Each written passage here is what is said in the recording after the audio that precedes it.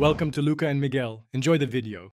You start by preparing the phone, update WhatsApp, and confirm your Android supports overlays or bubbles.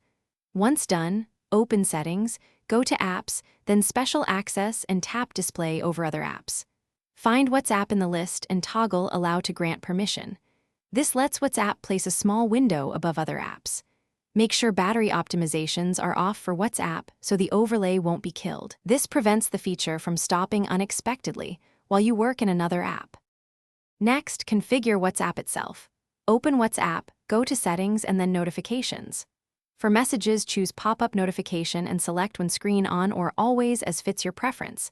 This triggers a small window when messages arrive.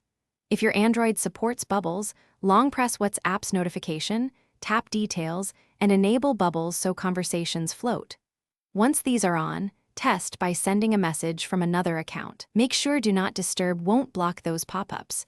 Otherwise, they won't appear over other apps. Finish by testing. Open any app and have someone send a WhatsApp message. The pop-up or bubble should appear over the app. If nothing shows, return to Settings, right arrow Special Access, right arrow Display over other apps, and reconfirm WhatsApp is allowed. Also check battery optimization and notification channels. Disable aggressive optimization.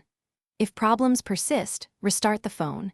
If still stuck, reinstall WhatsApp and regrant permissions. A restart or reinstall usually resolves permission glitches that block overlays from appearing. Thanks for watching and please subscribe. It's the best investment you'll ever make.